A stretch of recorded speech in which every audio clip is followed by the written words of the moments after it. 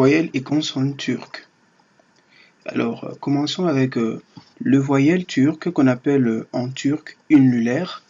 Alors, comme je l'avais dit, je vais à chaque fois commencer à donner la signification de chaque mot technique. Ainsi, vous allez vous familiariser avec des termes comme la voyelle ou la consonne en turc.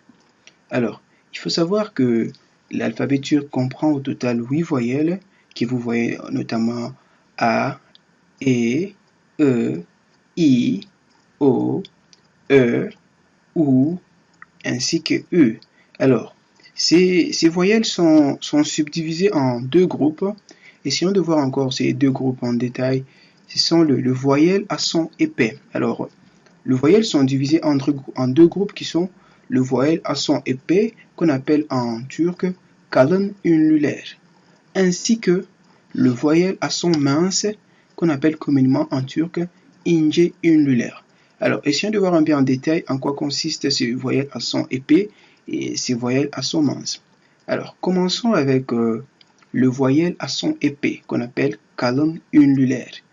Alors, les voyelles à son épais sont prononcées tout en reculant la langue vers le fond de la bouche. C'est-à-dire que lorsque vous prononcez ces voyelles, votre langue est tirée vers l'arrière. Alors, ces voyelles sont A, E, O, ainsi que U. Alors, voyons de l'autre côté, le voyelle à son mince, qu'on appelle notamment en turc ince ünlüler. Alors, les voyelles à son mince sont prononcées lorsque la langue est prolongée vers l'avant. Alors, c'est le contraire avec le voyelle à son épais. Cette fois-ci, lorsque vous prononcez cette voyelle, votre langue est prolongée vers l'avant. Alors, ces voyelles sont E, I, E, ainsi que U. Alors, il faut que vous notiez que vous devez avoir cette notion de séparation des voyelles. Vous devez le maîtriser, le mémoriser, si je peux le dire ainsi, puisque ce sont des bases fondamentales qui vont vous donner accès à décortiquer toute la grammaire turque. Alors, maintenant, passons aux consonnes. Les consonnes sont appelées en turc ünsüzler. Ünsüzler. Alors, les consonnes turques sont constituées au nombre de 28 lettres que vous voyez notamment en bleu. Alors, ces consonnes de l'alphabet turc sont aussi subdivisées en deux groupes.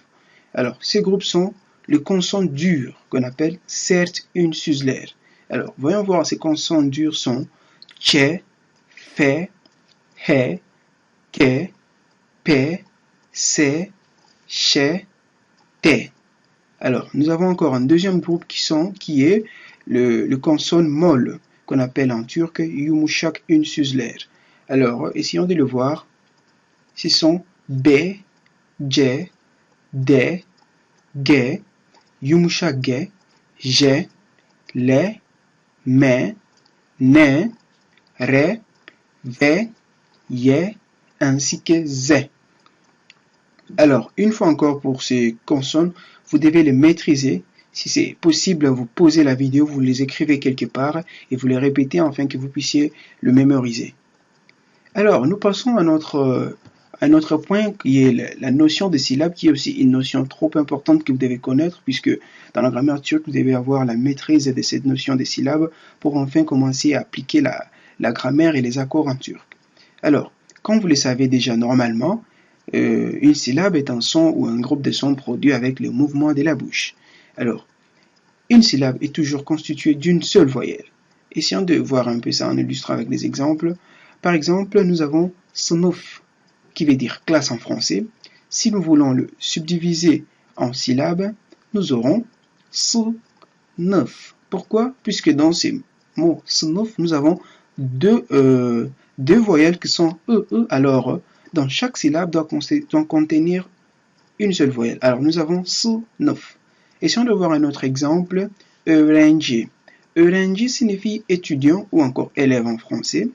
Pour cet exemple encore, nous allons essayer de le séparer en syllabes. Alors, nous aurons E, Ren, J. Alors, comme vous le constatez, chaque syllabe a une voyelle.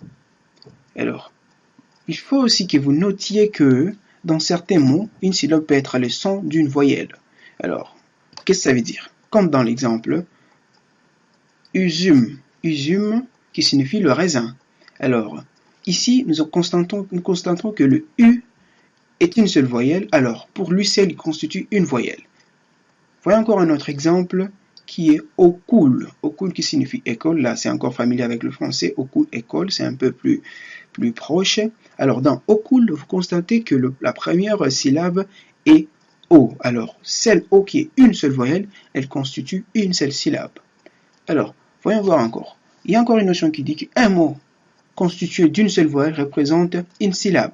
Alors c'est un peu le cas avec la syllabe, une seule voyelle qui constitue une syllabe, mais cette fois-ci, nous avons un exemple qui a un mot qui constitue une seule syllabe qui est dirt. Dirt signifie 4. Alors dans cet exemple, vous constatez que dans dirt, il n'y a qu'une seule voyelle qui est E, que vous voyez là, et cela constitue une seule syllabe.